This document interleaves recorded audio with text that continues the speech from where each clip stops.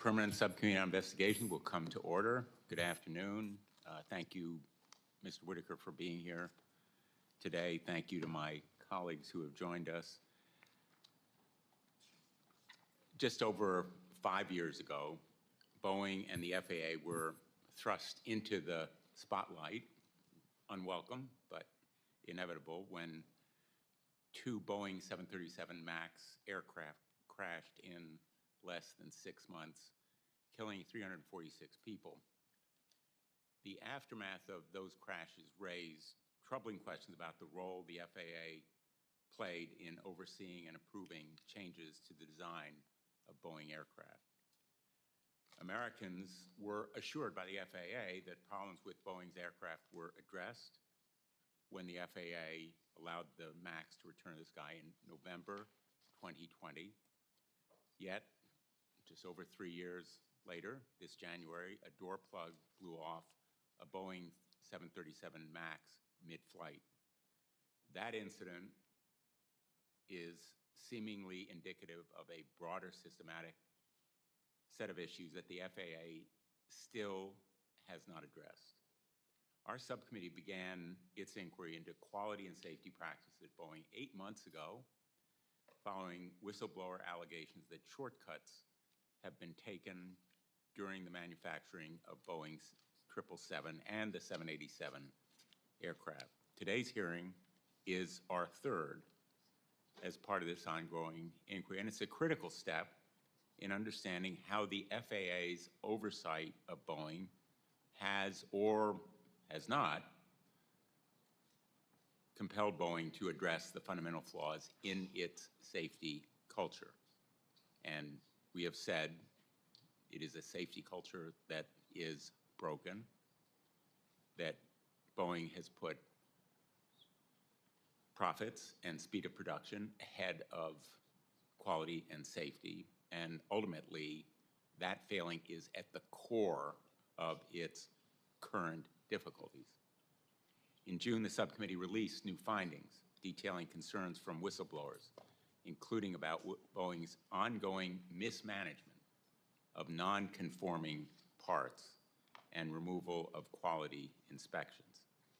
Today, we have released a new memorandum that reveals previously non-public information about very concerning practices and procedures still occurring at Boeing.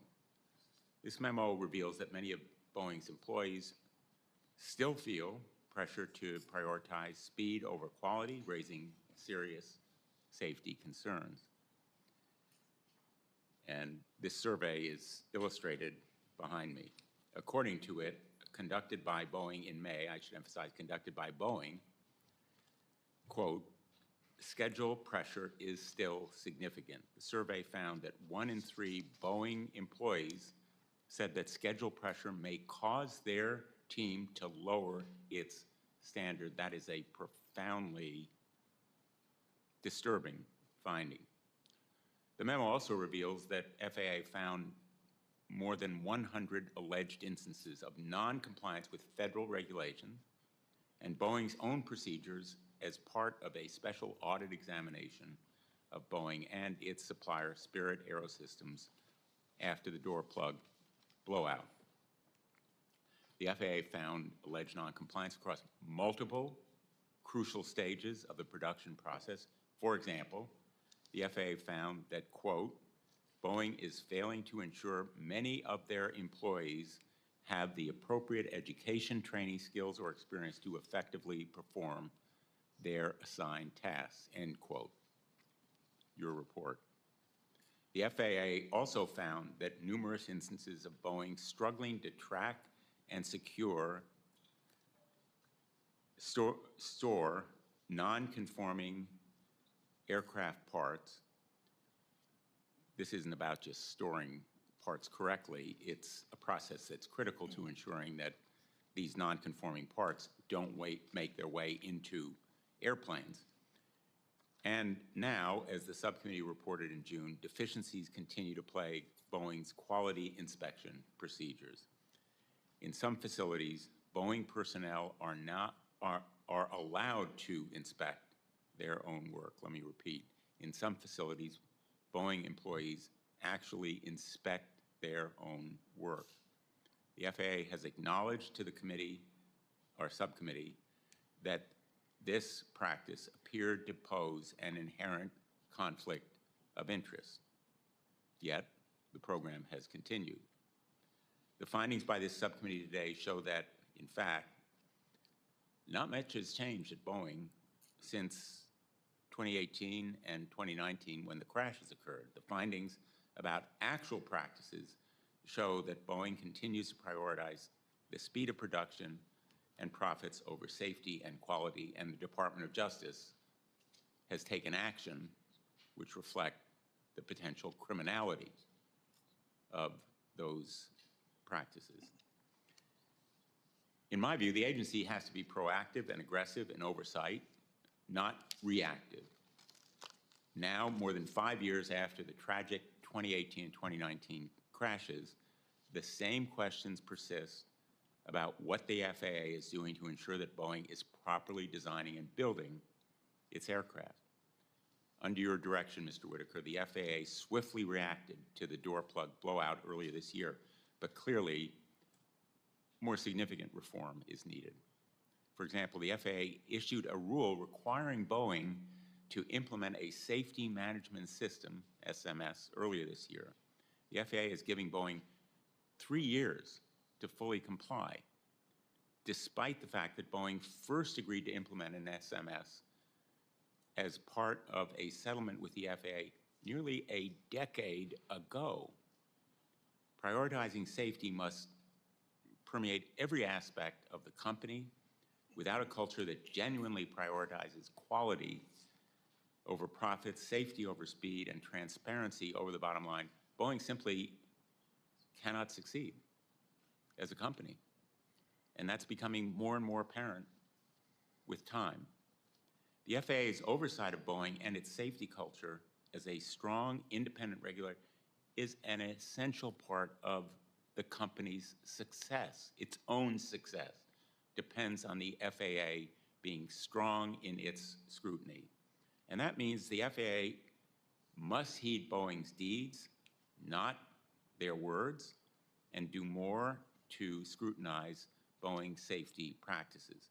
It must review its process of delegating critical authorities to Boeing through the Organization Designation Authorization, or ODA, which has been a persistent and continuing issue for us and for me personally over the years.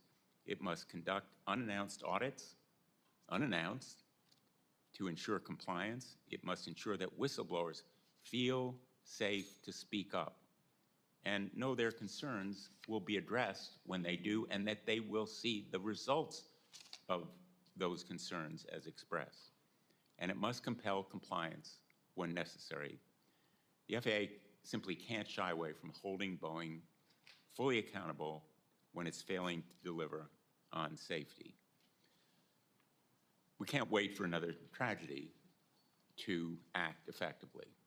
Today, with us in the audience is a member of the Handley family who lost her mother 35 years ago when a cargo door blew off a Boeing aircraft. In a letter to the subcommittee, her family said, quote, "We recount the details of this accident that changed all our lives, to point out that 35 years later, the same issues have not been rectified. More lives have been lost. More profits have been put before people by the manufacturers, the FAA, and by the airlines." I ask without objection that that letter be made part of the record. Administrator Whitaker, it's time that all of us listen to those really powerful words of warning. It's beyond time for the FAA to take, in my view, a more proactive role.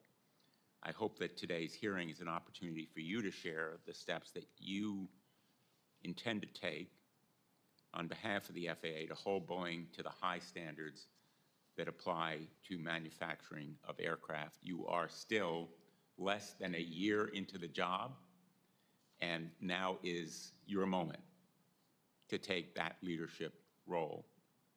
That's why we're here today. Finally, I want to acknowledge the Boeing employees who make these aircraft and the unions that represent them.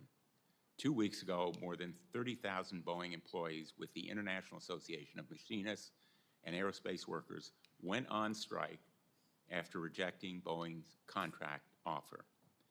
I stand with these workers and urge Boeing and the IAM to come together to negotiate in good faith to reach a fair agreement that addresses the workers' concerns.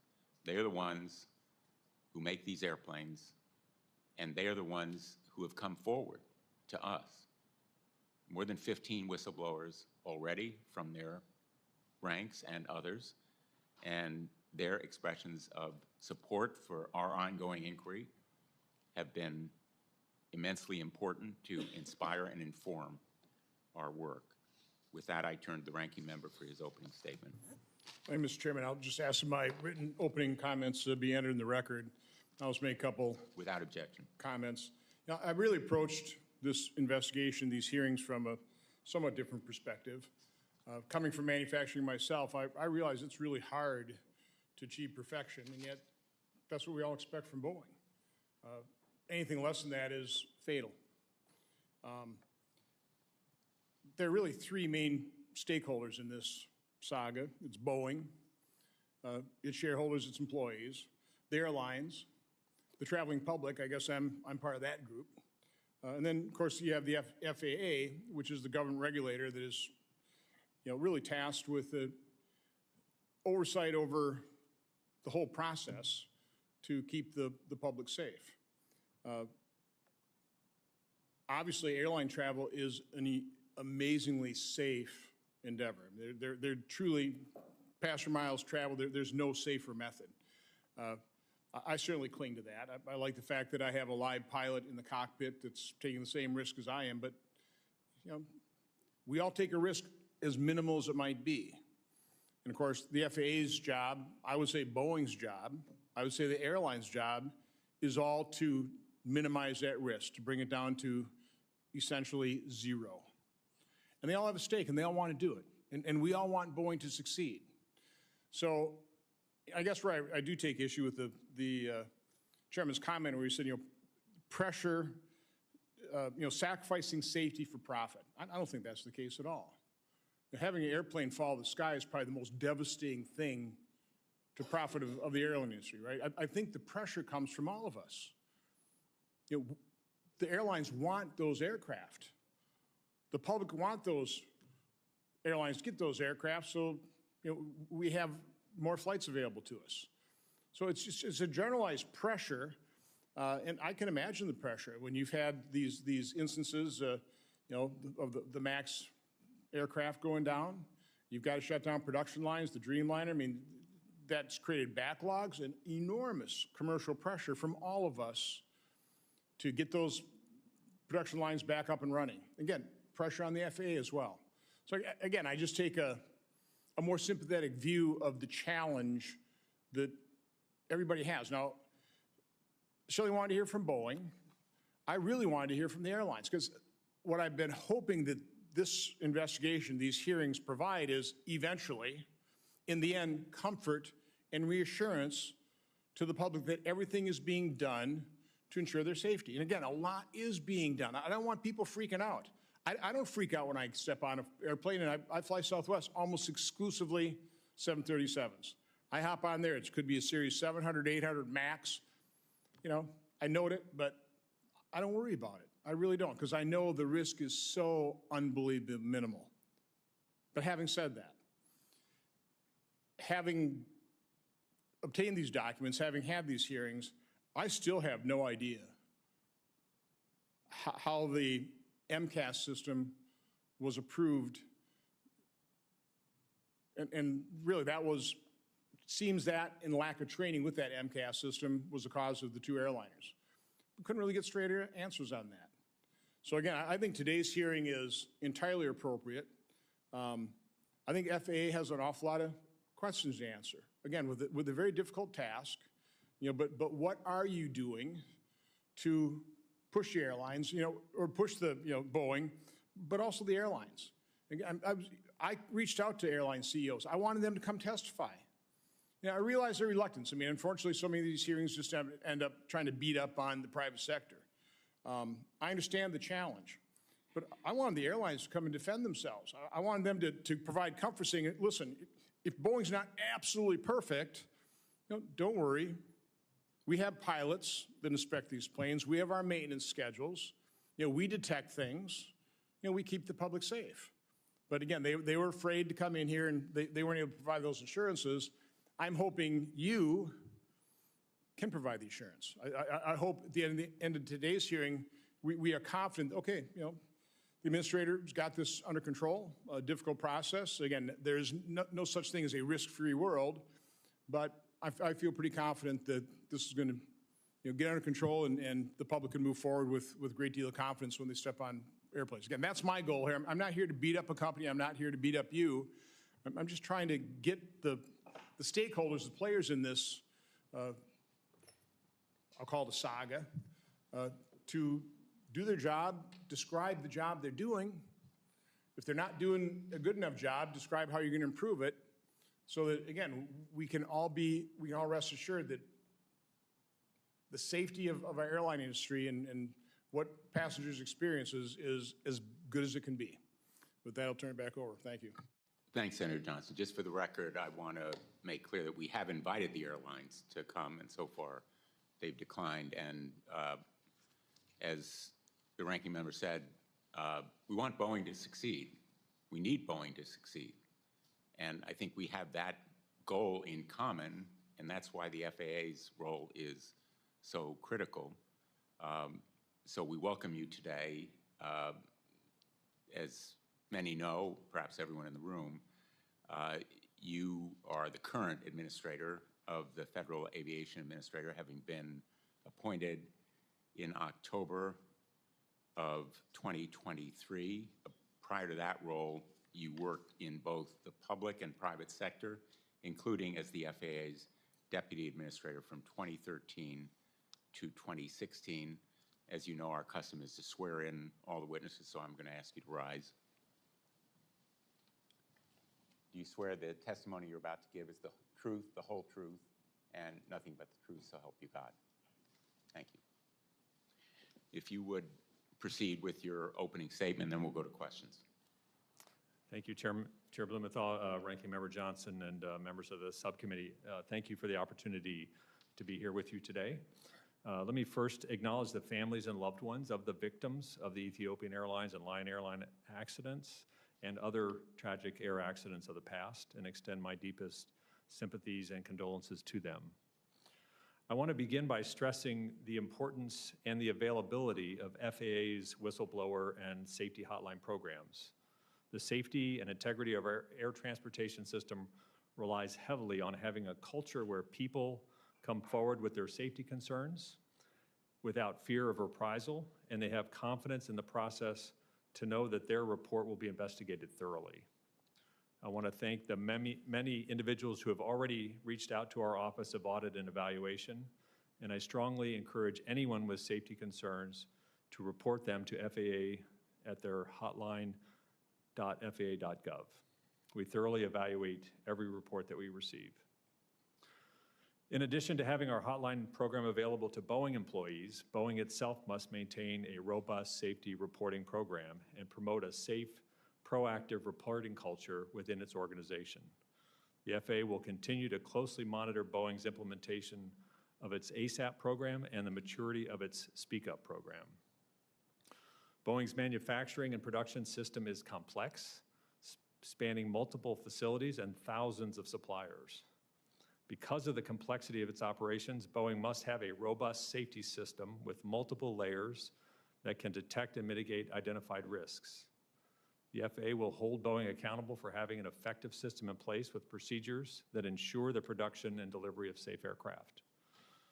This past February, I directed Boeing to develop a comprehensive action plan to address its systemic quality control and production issues. This plan was required to incorporate the results of the FAA's special audit, as well as the findings and recommendations of the Section 103 panel. Boeing provided its plan to the FAA on May 30th. However, the plan does not mark the end of our oversight of Boeing and its suppliers.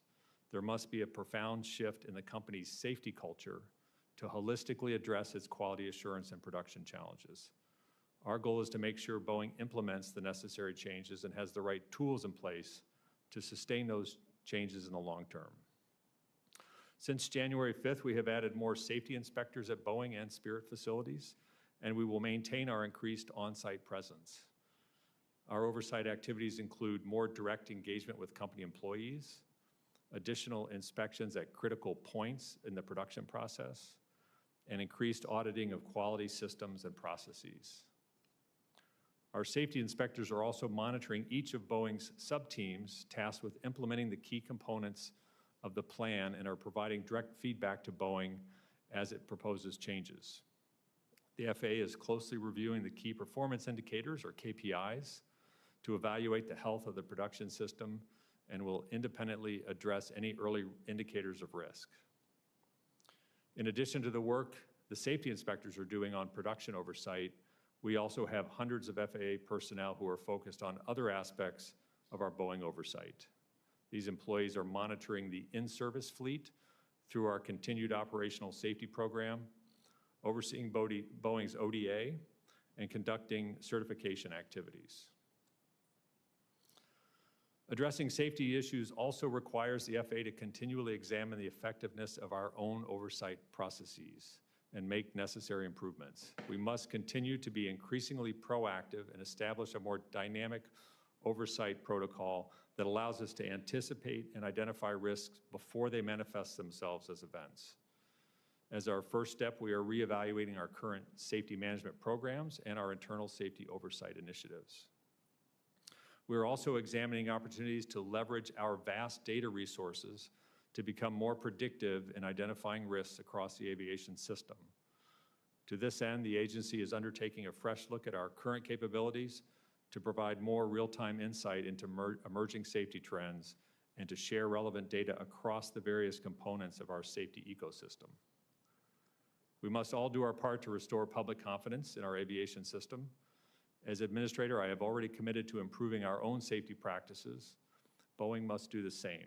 They must make significant changes to transform their quality system and ensure the right layers of safety are in place. I continue to be directly engaged with senior leadership to ensure Boeing executes the necessary changes to transform its safety culture and address its production quality issues. I met recently with their new CEO, Kelly Ortberg, and re-emphasized our expectation that these changes must be sustained in the long term. Thank you again for the opportunity to be here, and I look forward to your questions. Thank you, Administrator Whitaker. I'm going to defer my questions and yield to Senator Hassan for the first set of questions. Thank you very much, Mr. Chair, for that courtesy, and thank you and the ranking member for this hearing. Mr. Whitaker, thank you for being here today to speak about the importance of really robust safety oversight on the aviation industry. I want to start just with a question. You've just gone over a number of the things that the FAA does to exercise oversight, but Boeing is the largest airplane manufacturer in the United States. Employees at both Boeing and the FAA know how important the company is to our country's economy and to our travel, daily travel. So what will the FAA do to ensure that Boeing is subject to the same strict scrutiny as any other aviation company and is not allowed some level of privileged status or receive special treatment because of its size and importance? Well, we've since the January 5th incident, we've substantially changed our oversight model with Boeing. So the first thing we did was cap production because we were not willing to see production go up until we were certain that each airplane was being manufactured safely. We also had previously taken away from Boeing the ability to issue airworthiness certificates. So we have to sign off on every aircraft. They present that aircraft, they tell us that there are 0 faults. We do our own inspection, and we sign off on each aircraft to make it safe. We put inspectors on the factory floor to talk to employees and actually look over their shoulders and understand what's going on the factory floor. It's a much more intensive level of engagement, and we plan to maintain that indefinitely.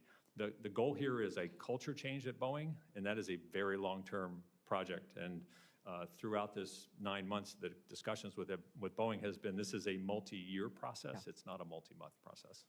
Well, thank you for that. We are all obviously concerned, as are you and everybody at the FAA, that Boeing's safety failures have posed risk to the public, have cost lives. It's also created real and understandable doubts about aviation safety. So what is the FAA doing to improve your oversight efforts and communicate transparently with the American public about these efforts to identify and then address the public safety concerns? Well, I think the important thing to know about air safety is we've achieved the results we've achieved by having multiple layers of safety. Yeah. So when one layer fails, you've got other layers to catch that. Well-trained pilot in the cockpit is one of those layers. A well-trained air traffic controller is one of those layers. Technology certainly provides those layers. We've tried to be very transparent on what we're doing with Boeing and the extent to which we are being much more focused on boots on the ground and reviewing the operation on a weekly and monthly basis. We have 6 performance indicators in place that are either green, yellow, or red and tell us how they're doing on these important aspects. So we're trying to have as much transparency as possible with that. Okay. I appreciate that, and I just would urge you all to continue this kind of transparency. And I'll also note it's important to have well-trained pilots and air traffic controllers. It's also important to have enough of them so that Absolutely. They can work reasonable shifts and are rested and fresh when they're on duty. Absolutely. Last question. The FAA is responsible for the safety of civilian aircraft in the United States and thus responsible for reviewing the safety concerns with Boeing aircraft that this subcommittee and whistleblowers have brought to your agency's attention. Not only does Boeing produce commercial aircraft, it's also one of the largest producers of U.S. military aircraft. For example, some military aircraft like the KC-46, flown by the New Hampshire Air National Guard, are developed based on civilian airframes, in this case, the Boeing 767. If the FAA receives information about safety risks for civilian aircraft models, does it have a system in place to share that information with the Department of Defense so it can ensure that military aircraft are safe? We do, ma'am. We have a relationship with DoD. They oversee the defense aspects of the aircraft, the aspects of the aircraft that are largely the same between civilian and military. We oversee. We have what's called a military certification office, and they work very closely with the Department of Defense to make sure that's a seamless handoff. I appreciate that very much, and thank you again for being here today. Thank you, Mr. Chair, for your courtesy. Thank you. Thanks, Senator Hassan. I understand that Senator Johnson is going to defer to Senator Hawley. Thank you very much. Thank you, Mr. Chairman, and thank you, Senator Johnson. Mr. Whitaker, let me start with some press reporting. I've read press claims that managers at both FAA and Boeing often agreed, I'm going to quote now, to table disagreements about technical issues in order to avoid delays, and that the relationship between your agency and Boeing was, quote, almost fraternal, end quote. Does that strike you as accurate in the time that you've been in your position? Well, in the time that I've been in my position, and particularly since January 5th, that I would not use that to characterize the relationship, no. Have you found, in looking back at your agency's conduct, are you worried about Boeing employees and FAA regulators being too close, potential conflicts of interest, or otherwise not the sort of rigorous oversight that's necessary being provided? I think there have been various chapters in that relationship, and I think particularly with the development of the MAX, some of the delegation of authorities that took place, and some of the processes in that era showed some culture problems between the two. So we're very focused on making sure that happens, and we also monitor to make sure we're not having regulatory capture and rotating our inspectors and our executives to ensure that. Let me ask you about some whistleblower allegations. Since Mr. Calhoun testified here back in June, a number of whistleblowers have contacted my office. One whistleblower told my office that Boeing would routinely try to schedule inspections based on which FAA investigators were coming, because some FAA investigators were known to be more inclined to provide sign-offs. I think we've got a quote about this. When this whistleblower brought this up to Boeing, namely the sort of disparate treatment by different investigators, that he was brought into an office and told, don't push and do whatever your career can handle. My question is, does the FAA now, or has it in the past, allow Boeing to schedule which inspections occur with specific investigators for certifying aircraft? There are various types of inspections. Some of those are large paperwork inspections. Those tend to get scheduled. They're fairly intensive, weeks-long audits. The primary inspection happens on the floor, and particularly now that we have inspectors on the floor. I visited with the inspectors in Charleston and walked the floor with them. They have the opportunity to join the briefing meetings in the morning, the various level of management meetings, but more importantly, engage actually with the employees. So I think in this new regime we've had in place for the last 9 months, we have a much more of an ability to have a spontaneous inspection procedures and get better data that way. Okay, so it sounds like it's a yes maybe as to paperwork inspections. As to in-person inspections, you are not currently allowing there to be scheduled inspections, is that right? Those are more spontaneous, and in fact, if an inspector sees something he doesn't like it on the spot, he can say, can I see the paperwork? Can I talk to the person that did this, and effectively go through an inspection at that point. Has the agency allowed scheduled inspections of any kind in the past? Just of the audit nature, both with the quality systems for Boeing, which are basically auditing their manuals and procedures, and also similar inspections that happen with suppliers. Let me ask you about another whistleblower report. This whistleblower, a different person, told my office that she would report scores of technical issues, but when she did that, those reports were not well received by Boeing. No surprise given how Boeing has behaved. Here's the thing that particularly interested me. This whistleblower stated that if you go to the FAA, I'm going to quote her now, if you don't say you fear retaliation during an initial call with the FAA, you don't get whistleblower protection. I think we've got that quote as well. If you don't say you fear retaliation during the initial call with the FAA, you don't get whistleblower protection. Is that accurate? That is not accurate. You get full whistleblower protection with each outreach. Okay, so the FAA is not requiring whistleblowers to explicitly state that they fear retaliation in order to get whistleblower protection as defined by law. Is that correct? Sir. Yes, sir. What are you doing to ensure that any whistleblower who comes forward to you, whether from Boeing or anywhere else, is guaranteed the full whistleblower protections they are entitled to under the statute? In 2023, we beefed up our department, added a number of inspectors, and they're all very well trained on what the protocols are. And really the key to this system working is having that confidentiality. It is really the cornerstone of the system working. So we encourage people to speak up, and we are bending over backwards to make sure they're protected. Let me ask you about another whistleblower report. This whistleblower says that when she would go to the FAA with her concerns, these are reports of technical issues, other corner cutting by Boeing, that she often got relegated to an undesirable role. In other words, she was retaliated against. In one example, for instance, she did not receive overtime in her new role, which resulted in a $30,000 pay hit. And this whistleblower alleged Boeing routinely conducts retaliation in this way without raising any formal alarm bells. In other words, tries to retaliate, but sort of on the sly, as it were, and evade any FAA accountability or scrutiny. Are you aware of things like this happening? I'm aware of allegations of retaliation, and it has been a focus as we look at the safety culture change that has to happen. A key part of that is a robust whistleblower program that does not have retaliation. That's going to involve training of management so they know how to treat employees. And anytime we get an allegation of retaliation, we bring in the Department of Labor and OSHA to investigate as well. And so has that happened recently? I mean, are you investigating? Have you brought in other relevant federal agencies to investigate possible cases of retaliation as it relates to Boeing? We routinely would bring in the Department of Labor if there's a retaliation allegation. You say routinely, but I guess I'm looking for, as it relates to Boeing, while you have been in your role, have there been instances where you've had to go after them for potential retaliation? I can get that information and provide it to your office. Okay, that would be helpful.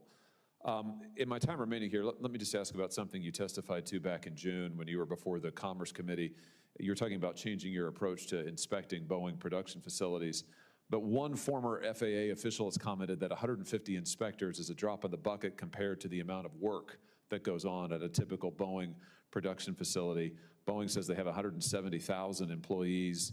The Boeing facility in Renton, Washington, for example, where the 737s are produced, has 1 million square feet. How many inspectors do you have on the floor at Renton, for example? I could give you the precise number.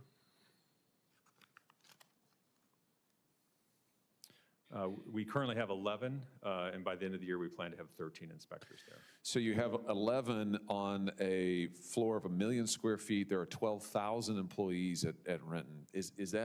Are those numbers adequate? Our current assessment is this is a good start, and these inspectors are able to walk the line and talk to employees, and we feel like we're pretty well covered, but we will continue to evaluate that number as we go forward.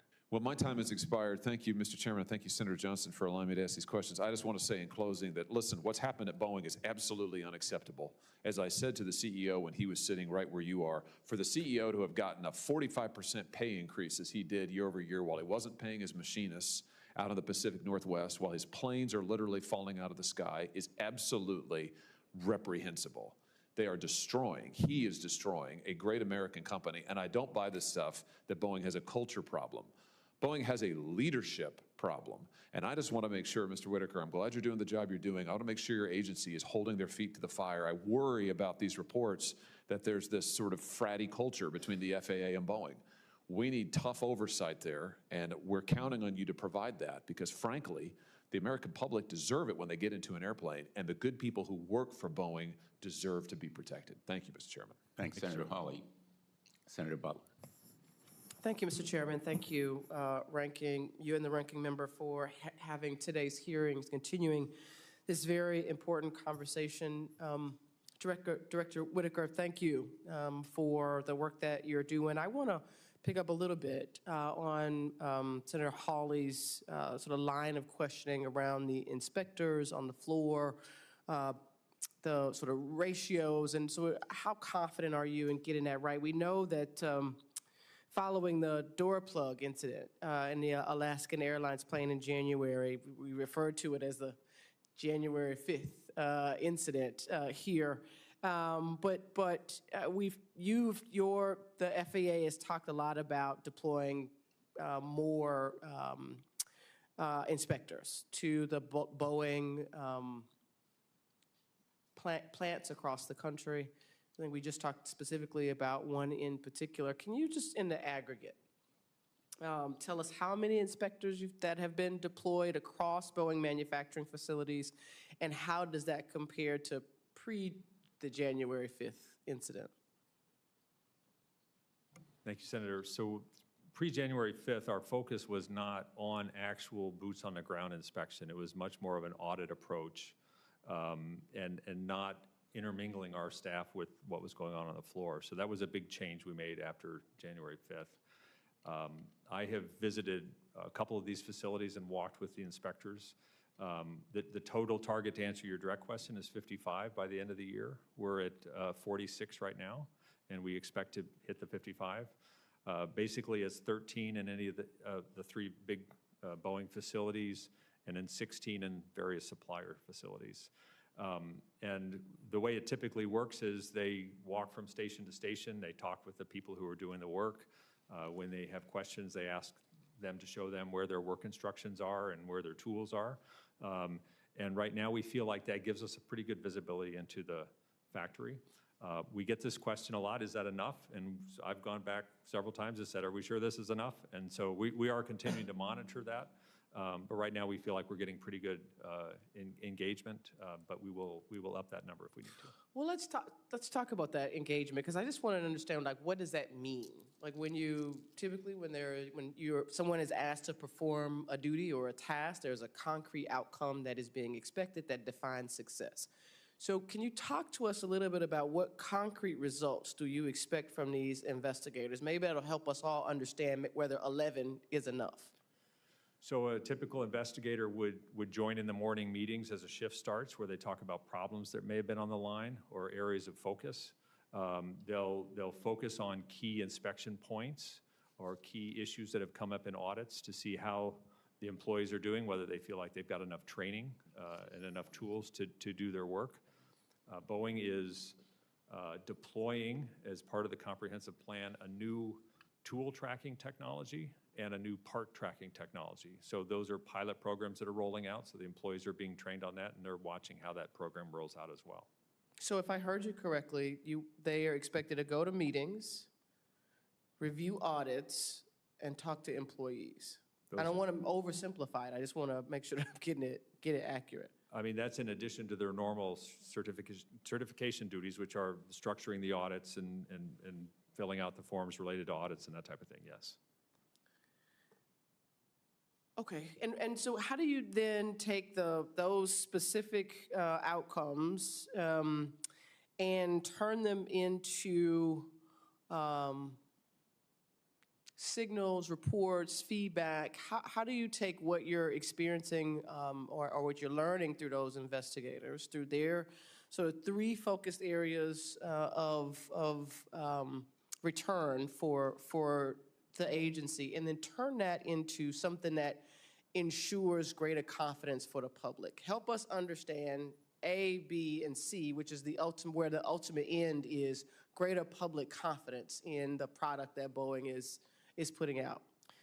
So the inspectors would hold weekly meetings with the management. They would give feedback on what their findings are, and they would have an exchange on that. And then their findings also would be plugged into future audits. So if they're seeing areas of concern, they know where they can move their focus going forward. So get me to the end product, because what I'm trying to figure out, Director, is one of, not the only, but one of the big changes, big shifts since the January 5th incident is the deployment, the shift in strategy at the FAA in its oversight, the biggest shift being the deployment of these inspectors.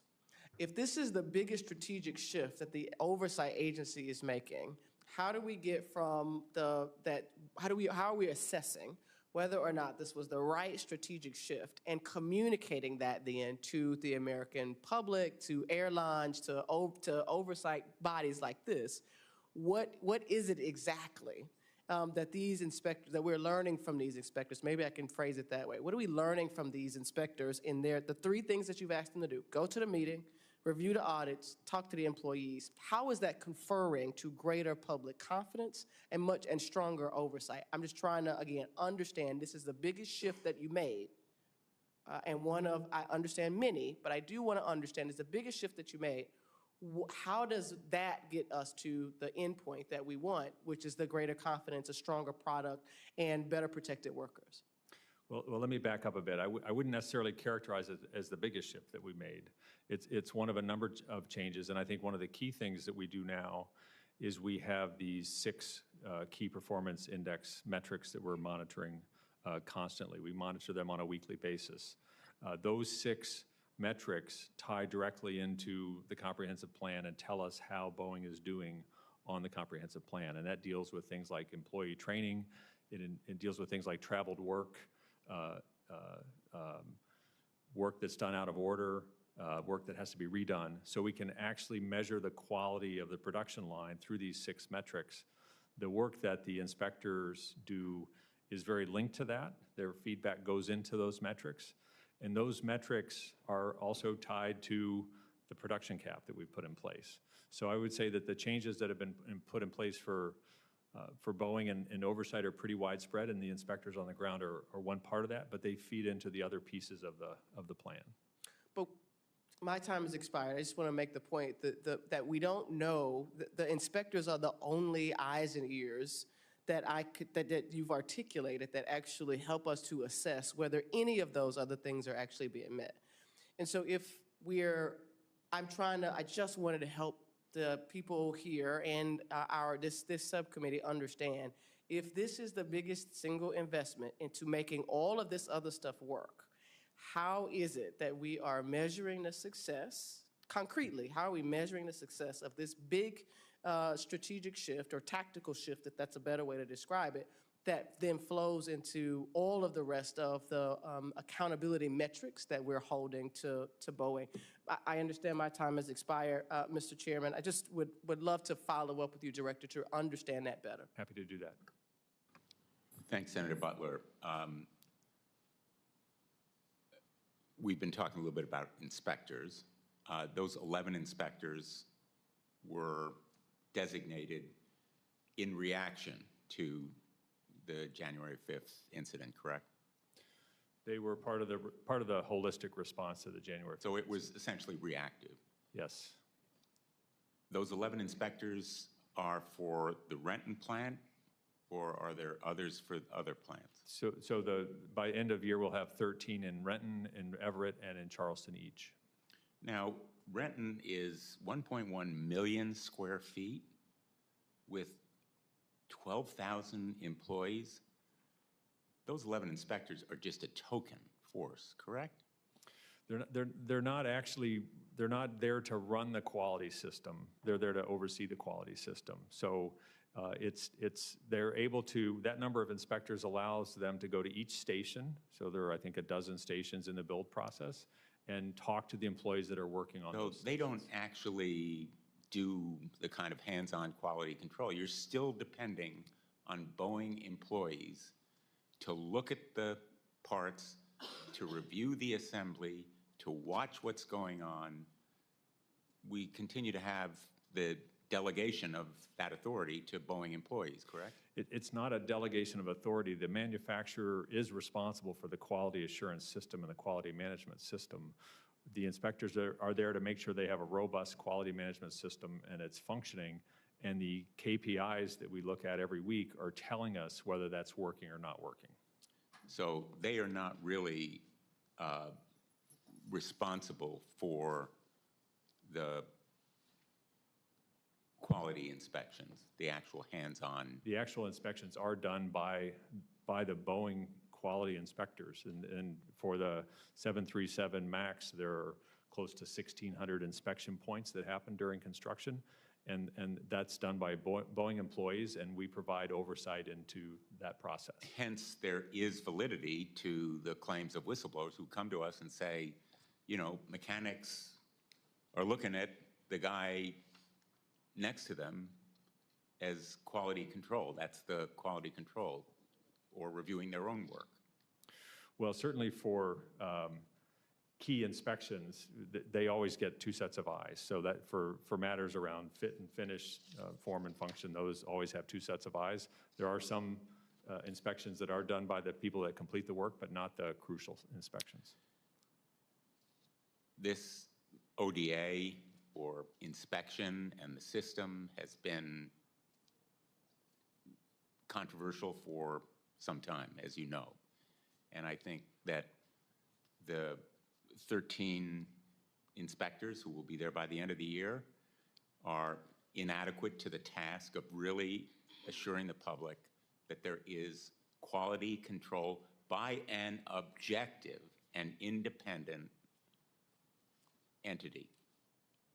That's just a fact of life. If it's Boeing employees looking at their own colleagues' work, it's very different from an FAA quality inspection. And I think that number, as I think you have acknowledged, is not sufficient to cover that kind of quality control. Let me just go into the January 5th incident. After that door plug blew out, you said, quote, "The FAA should have had much better visibility into what was happening at Boeing before January 5th. One of the FAA officials interviewed by the NTSB as part of its investigation of the January incident said that FAA's relationship with Boeing was positive. One said it was, quote, excellent. Another said it was, quote, open, honest, transparent, and timely. Are you satisfied that the relationship with Boeing now is open, honest, transparent, and timely? I don't rely on the relationship being any of those things.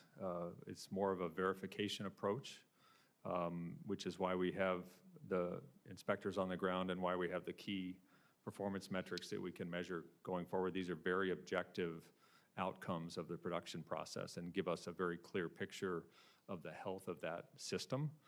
But to your earlier point, the system was too reactive, and I think overall with the oversight system that we've had, it's been too static and not dynamic enough to adjust to circumstances that change. So may stay in place until it doesn't work anymore, and that's not the right approach. It needs to change as circumstances change. So we're revisiting that approach, not just for the overseeing manufacturers, but all aspects of the national airspace.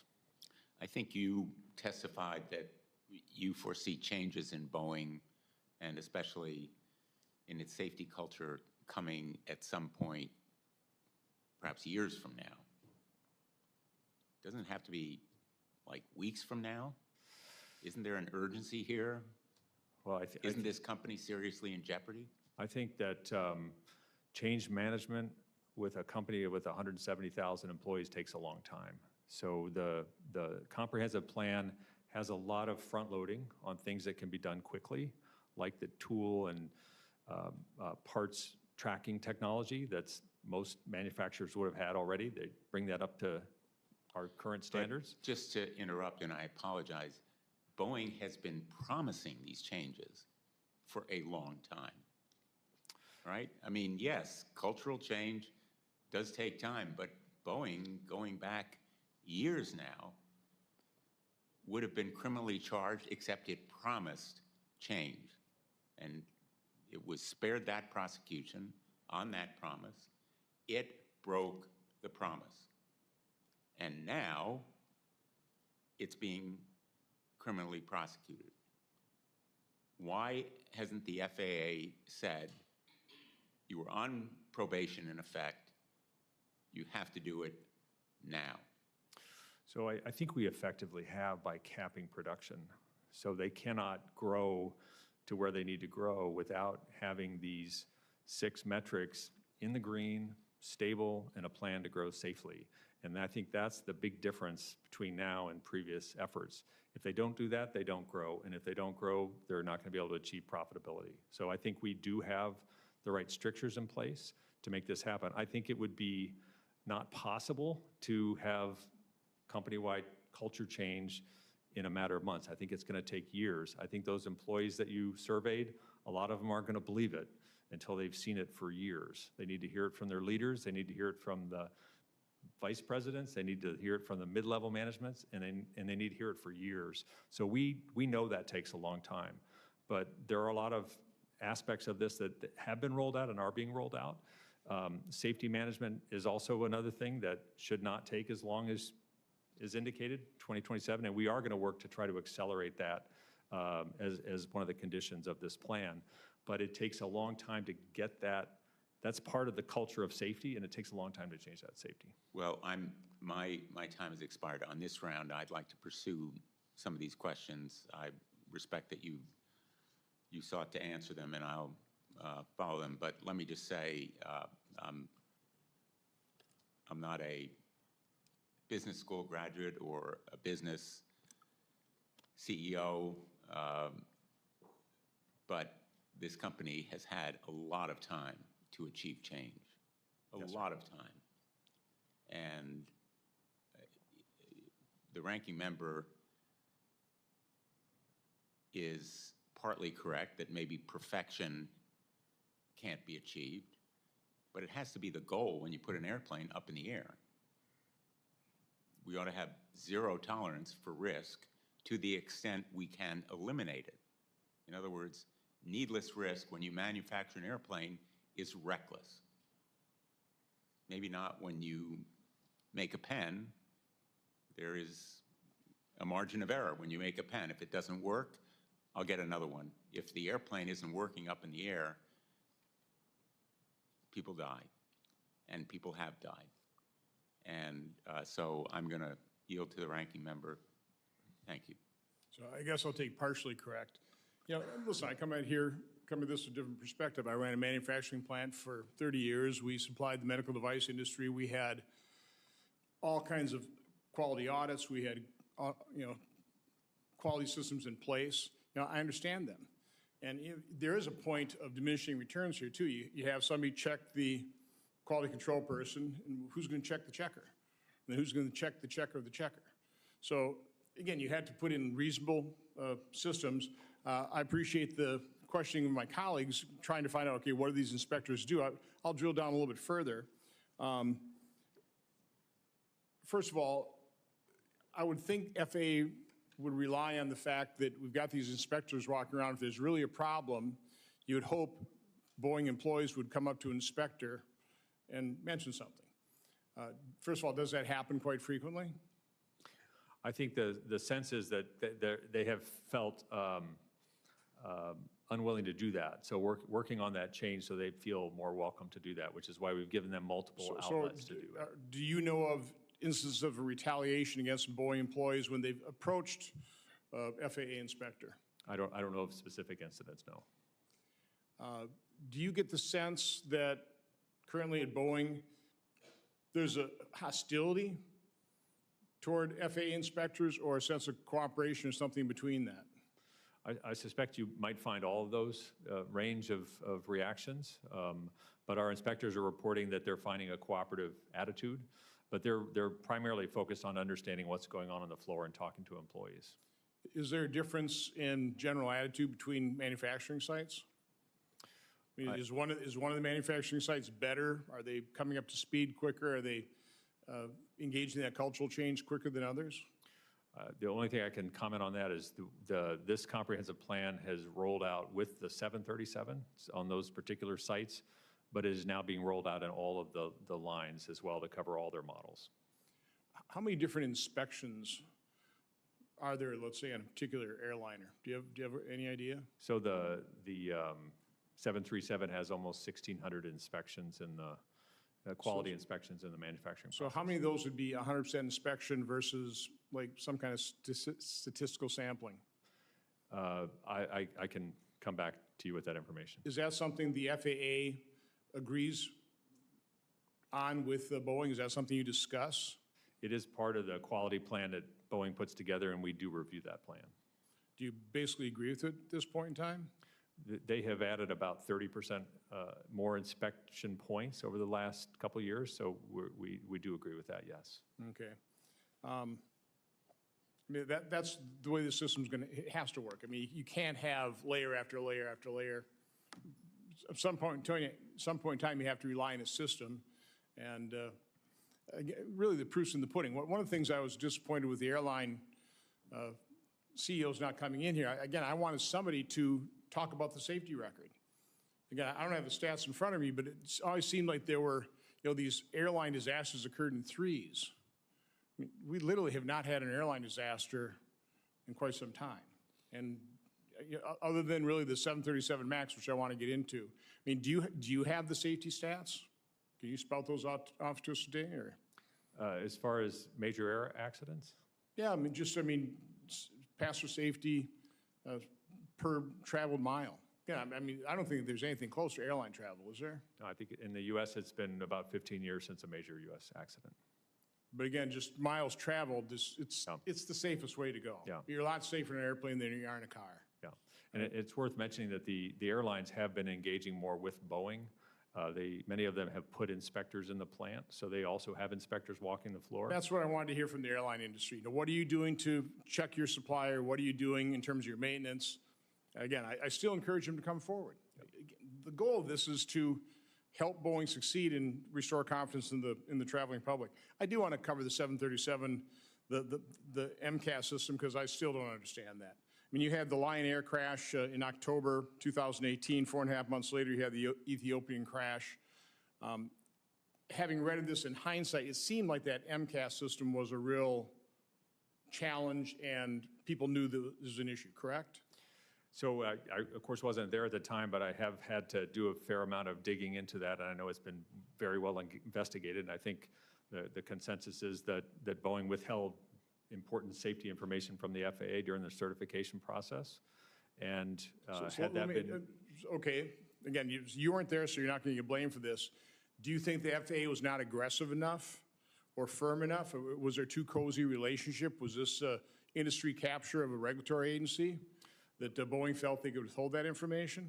My understanding was it was a deliberate withholding of information, so there's no indication that anyone at FAA had knowledge of it. I understand they didn't have knowledge of it, but again, was that because there's just too cozy a relationship that Boeing thought they could get away with it? Not my impression. So what has changed now? Because they still are employing the MCAS system, correct?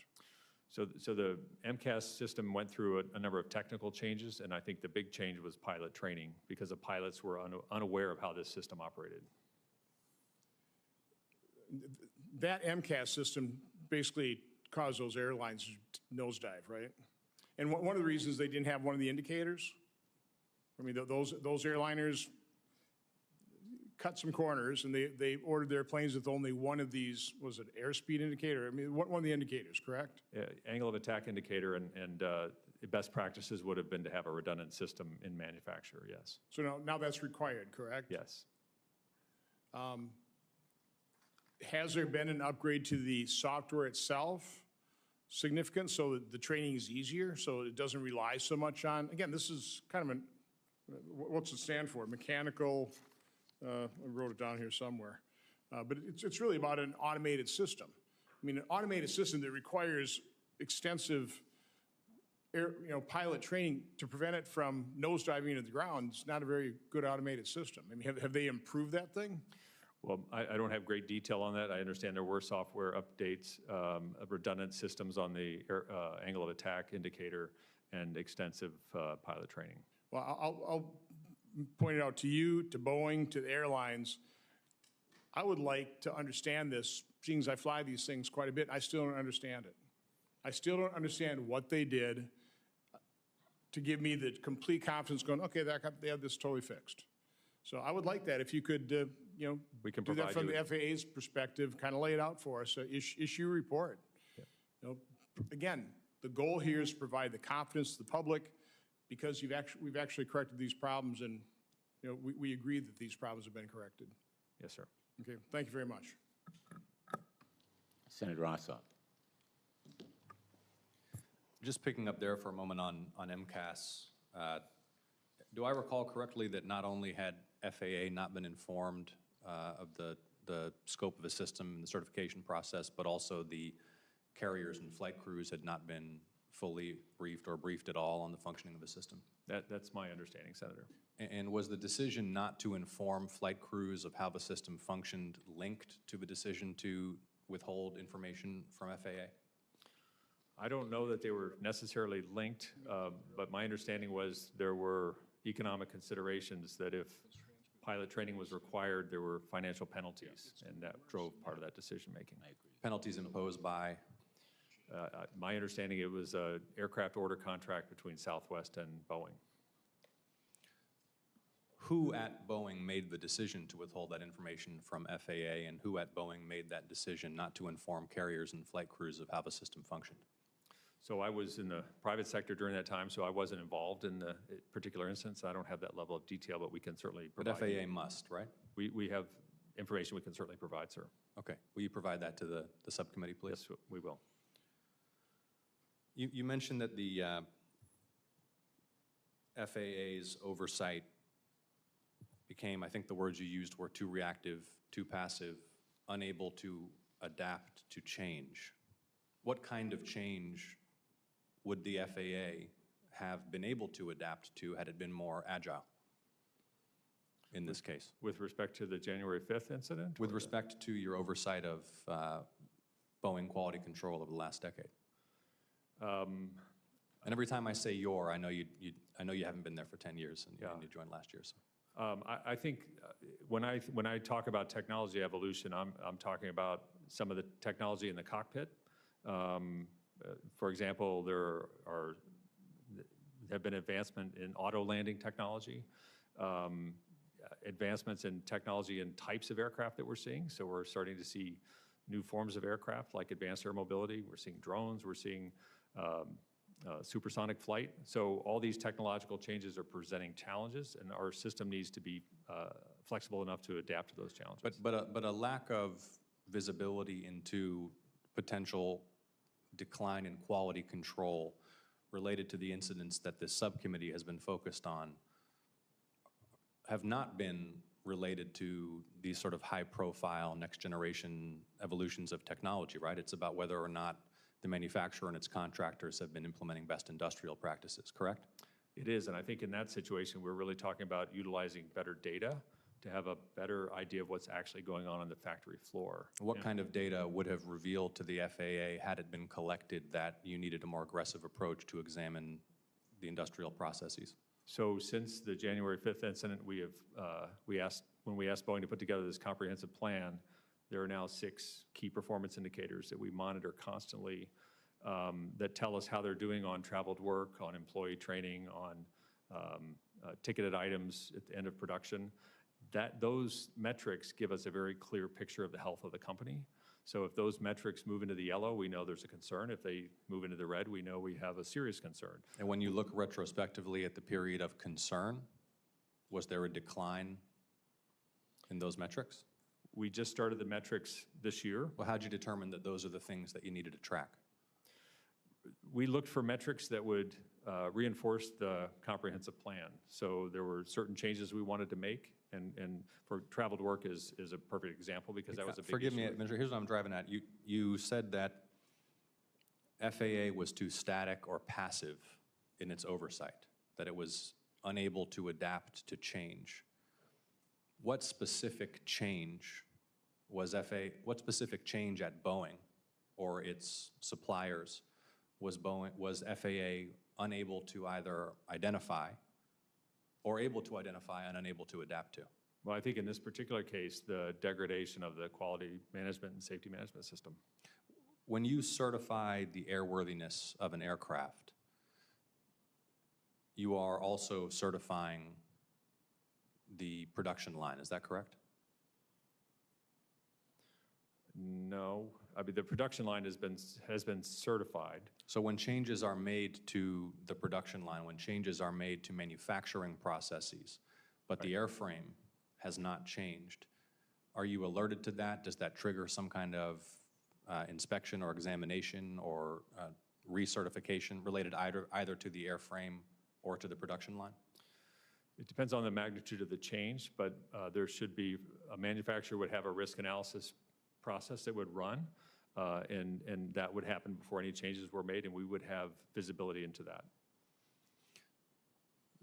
There have been some high-profile, catastrophic Airbus accidents in the last 15 years. Air France disaster related to the design of the flight control inputs for the 2 pilots and a stall that resulted. So there have been significant safety concerns as well on the other side of the Atlantic.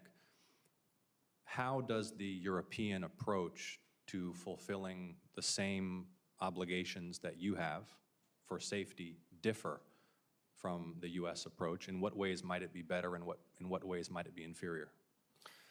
I don't know. I don't have specifics to share with you on that. I can say that we do benchmark against, for example, number of airworthiness directives and that type of thing, and we seem to be largely tracking along the same lines.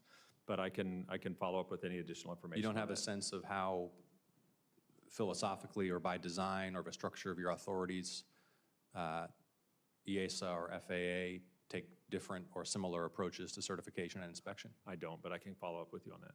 Okay. Obviously, civil aviation safety, very important in Georgia. 100 million passengers went through Hartsfield-Jackson last year.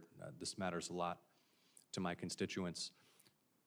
Does what's happened at Boeing in recent years reflect operational or management failures at FAA? It depends on what you're referring to specifically. I think with MCAS, I wouldn't necessarily say so, but we did not have I think what I'm referring to, so I think that the events that we're, the chairman, the scope of the inquiry, as I understand it, we have MCAS with failure to disclose to FAA and failure to disclose to carriers and flight crews, and we have, I think, evidence of quality control failures, as well as the accumulation of a culture that made it difficult for leadership or regulators to understand where corners are being cut. Is that a fair characterization, Mr. Chairman? I think it certainly is. So is the fact that that happened, or is alleged to have happened or may have happened, does that reflect a failure or potential failure by the FAA? It's certainly enough of a circumstance to cause me to relook at how we're doing oversight and try to improve that. Thank you, Administrator. Thanks, Senator Ossoff. Well, in fact, the FAA and yourself acknowledge that there need to be changes and reforms to make the FAA a stronger oversight mechanism. It's a correct? major priority of mine, yes. I want to come back to how you do that in terms of compelling culture change. And you mentioned that Boeing is under a cap 38 aircraft a month. In 2018, Boeing built as many as 52 planes per month. But that production rate was significantly impacted by supply chain disruption during the pandemic. And since then, Boeing's rate of 737 production was significantly lower, as you know. In fact, on average in 2013, Boeing produced about 21 planes per month. So 38 planes per month is well above what they would be producing anyway. How is that a kind of disciplinary measure? So we have the cap in place to drive the kind of analysis and work that a safety management system would normally produce. So at this point in time— But they're not producing fewer airplanes than they would otherwise. How does the cap get their attention, so to speak? Because Boeing is quite aware that they're not going to increase production on any of these aircraft that are now being measured with these 6 KPIs, unless those KPIs are in the green and they're stable and they have a plan for growth that's in the green. And that's the kind of behavior you would expect from a company with a robust SMS system. But wouldn't it be more effective if it were significantly lower? We haven't seen a need to lower that. Boeing lowered production on their own, which we wanted to encourage. We didn't want them to feel like they had to keep the number high. But having said that, we are in the state now where we are monitoring these KPIs with them on a weekly and monthly basis, and they're very aware that they need to keep those in the green to produce more aircraft. Well, I would submit culture change is not going to come with these kinds of, forgive me, half measures that in effect impose some hypothetical cap that the company is nowhere near meeting for years and years.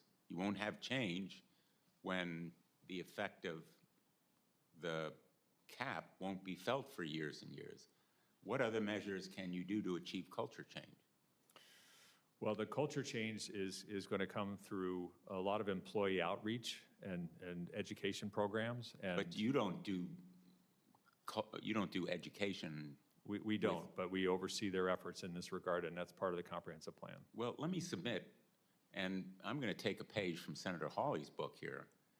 If the CEO had his compensation capped, or hers, and if those caps applied to management across the board and deep into management until culture change were achieved, rather than some imaginary cap that will apply only years from now, wouldn't that have more of effect, that is capping compensation and making it conditional on culture change?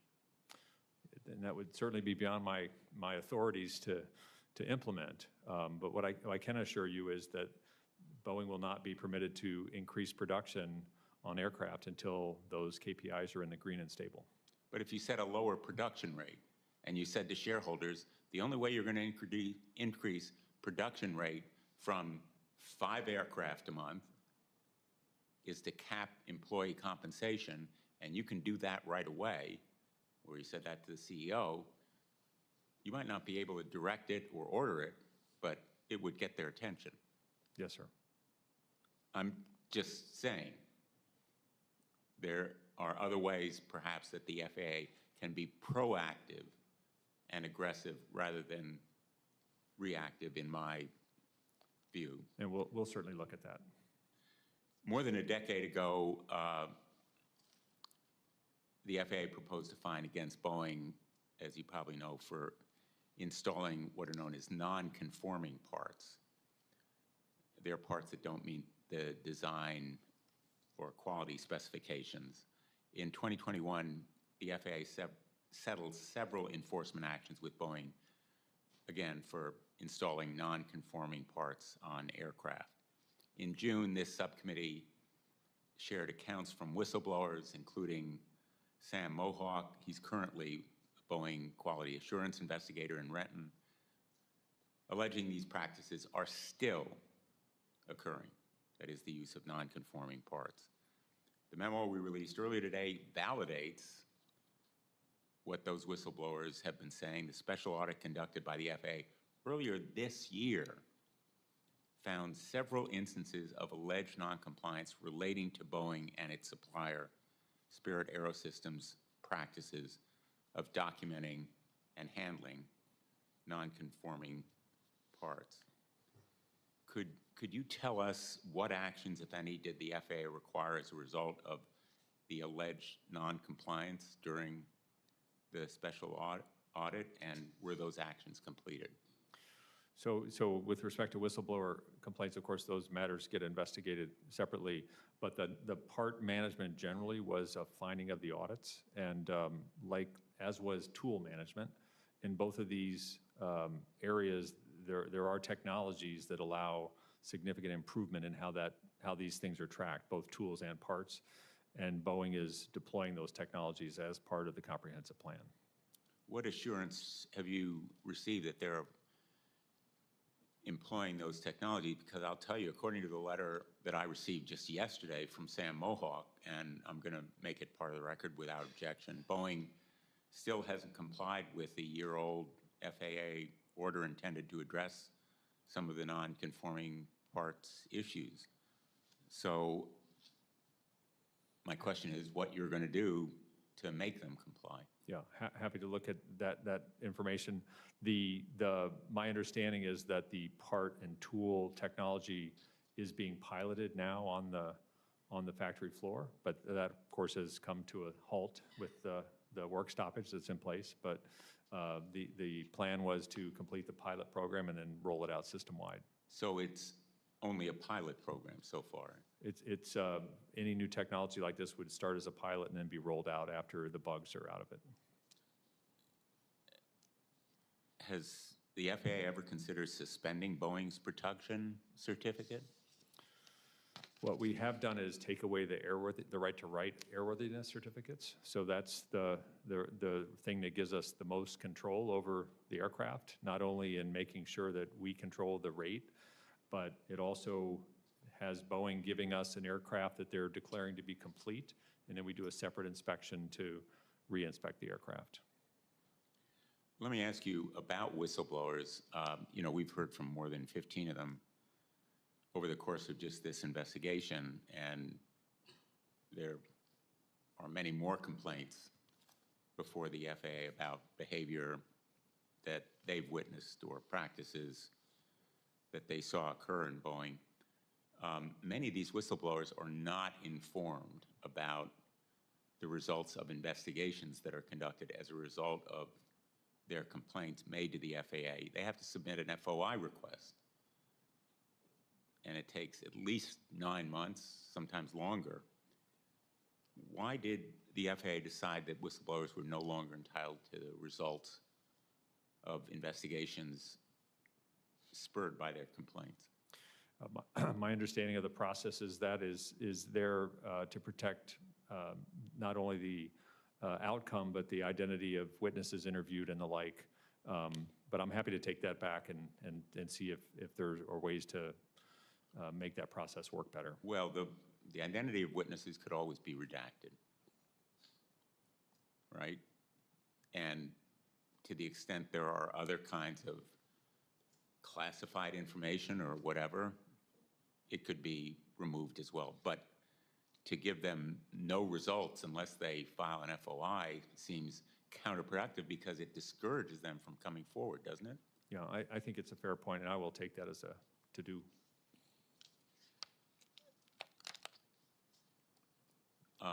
I know you have the authority to conduct unannounced audits, don't you? We do. Do you routinely? There are various types of audits. The kind that are largely paperwork audits, reviewing quality assurance manuals and the like, tend to be scheduled so that we can get all the paperwork and the right people in the room. The audits that take place on the floor of business processes and the like tend to be unscheduled. But you routinely give Boeing notice before the audits. I'm told that no less than 48 hours. They can be spontaneous. We do audits with no notice. How often? I can try to get a breakdown for you on that. I would appreciate it because I'm told that that all of the audits, in fact, are done with prior notice to Boeing, and the result is that, in effect, they clean up their act. No, I do know that there are audits that happen just from walking the floor. If an inspector sees something, he can go over and ask to see where are your business instructions and what's the source data and where are the tools and all those types of things. So that they do happen spontaneously, and that's one of the advantages of having inspectors on the floor. Let me ask you, do you look for or investigate retaliation when it's alleged by Boeing whistleblowers? If there are allegations of retaliation, we refer those to the Department of Labor, who does an investigation. But we are certainly emphasizing with Boeing that there needs to be a non-retaliatory, non-punitive process in place to have that safety culture that they need. Does the FAA consider retaliation in its assessment of Boeing's safety culture? Absolutely. And do you agree that retaliation has an impact on whether future whistleblowers come forward? Absolutely. When was the last time you took action against Boeing because of retaliation? I think that rests with the Department of Labor for specific acts of retaliation. I'm sorry, the Department of... The Department of Labor investigates retaliatory actions. And you refer those cases? We refer those, yes. How many have you referred? I'll have to get that information for you. Well, I would appreciate that because, you know, again, part of the whistleblower complaints to us have been that the FAA has failed to consider retaliation as part of the safety culture and has failed to take action when retaliation has happened. So I would appreciate that additional information. I will do that. And again, also the information about unannounced audits, Yes, sir. how often, and whether it's a matter of policy that you do it. Have you looked at alternatives to ODA? So ODA is happens mostly on the design and certification, in the design and certification process. There's actually fairly limited designation of authority in the production process itself. The most significant delegation of authority happens with the right to issue airworthiness certificates, and we have revoked that from Boeing. As you know, I authored a number of provisions that were included in the Aircraft Certification, Safety, and Accountability Act, which included one provision to study ODA and, among other things, identify improvements to ODA or options for transition to an alternative certification program. And Congress mandated an expert panel review of ODA. I was disappointed and didn't mandate that there be alternatives to ODA considered. The expert panel, though, concluded and released a pretty scathing report detailing 9 recommendations for the FAA to carry out of more than 50. In February, you testified before the House Transportation and Infrastructure Committee, quote, "We've tasked Meter to give us a view on what the options are. I think it's important that we look at all options on the table and understand how do we make changes that are going to give us a different result than we've had."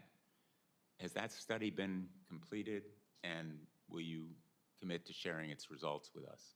That study has not been completed, but I will certainly share those results with you. What is the status of the implementation of the 9 recommendations? I don't have information on that, but I will also provide that to you. Is the FAA planning any additional changes in oversight of Boeing based on the expert panel's recommendations? There have been a number of panels. The Part 103 panel has come up with a series of recommendations as well, and all of those recommendations have informed the comprehensive plan. But that plan is also a living document, so we're always looking for improvements or other ways that we can improve oversight. You mentioned that Boeing has a comprehensive safety plan. It was submitted to the FAA in May of this year. I am a little bit skeptical that Boeing's plan will make any meaningful improvement unless there is strong oversight and intervention by the FAA. That culture change simply isn't going to come without a significant push by the FAA. And that safety plan contains recycled information and more promises, empty commitments Boeing has made for years. For example, testimony to the NTSB confirmed that the, quote, key performance indicators, which you mentioned, are comprised of data that Boeing has had and tracked for years, and the FAA reached a settlement agreement with Boeing in 2015 that included many of the exact same commitments. Boeing is simply recycling its safety plan. Why does the FAA think Boeing will do anything different if it's simply recycling the same promises and commitments? So it's a valid question, and I think it's not surprising that it's some of the same KPIs because it's some of the same problems that exist at Boeing that existed before. That's why we're doing some things differently this time with the inspectors on the ground, with the KPIs, and with the production caps. And of course, the Department of Justice is also looking at installing a monitor to ensure compliance. So we are aware of the failures last time and in previous times, and we intend to hold them to this. Well, what I would appreciate from you is an action plan, a set of requirements that maybe look like they can't be fulfilled under the current trajectory of quality and safety, because they are more demanding than business as usual. I think that the business as usual approach, the reactive approach, is doomed to failure. And you have an opportunity, in fact, a moment here, as still a new administrator dealing with a new world for Boeing, because it is a company that is staring into the abyss of possible failure. And it's a crisis of its own making, not the thousands of hardworking, skilled people on the assembly lines, but its management. And in fact, those workers on the assembly line deserve better from management, and so does the traveling public, because even if they are close to highly skilled production at this point, the traveling public may still have doubts, and that will undermine the confidence of airline travel as a whole. So I am hoping that we can hear from you about more specifics. Some of it you've promised to provide. I am still looking for alternatives to ODA. I know that the FAA has revoked Boeing's ability to issue airworthy certificates for the 737 and 787 aircraft, meaning that at the end of each aircraft's assembly process, you, the FAA, not Boeing ODA employees, decide whether to allow the aircraft to enter service. But I still have serious concerns about the independence of Boeing's ODA employees, the independence, not their skills or competence, but their objectivity and independence if they're paid by Boeing, even when the FAA performs the final inspection. What I don't understand, maybe you can explain, how can FAA airworthiness inspection at the end of all the manufacturing process catch problems that occurred during the build process on the assembly floor if they're not detected in real time at that point?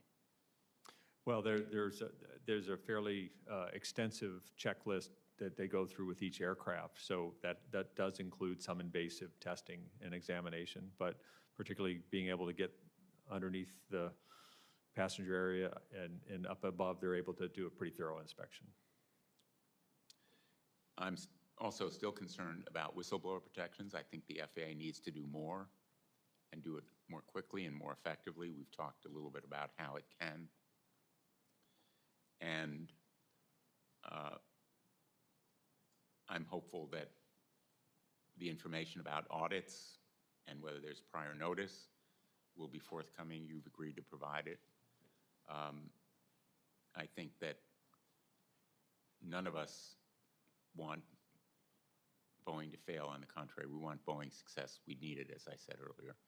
And the FAA has a vital role in safety, as you well know, but I think being more aggressive and proactive and forcing a change in culture means the FAA sometimes has to be the bad guy here. It has to compel change and make sure that we're not just recycling past commitments and promises that have proved to be empty at the end of the day. Yes, so sir. Thank you very much. Really appreciate your being here.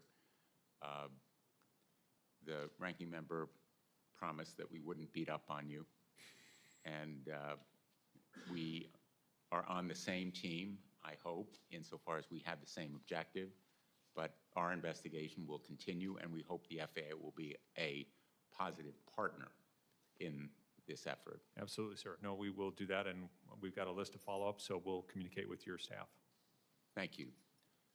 This record will remain open for 15 days for any additional comments or questions by any of the subcommittee members. Senator Butler indicated she might have some, and my other colleagues may as well. And again, my thanks for being here, Administrator Whitaker. Great. Thank you, and with that, the hearing is adjourned. Thank you.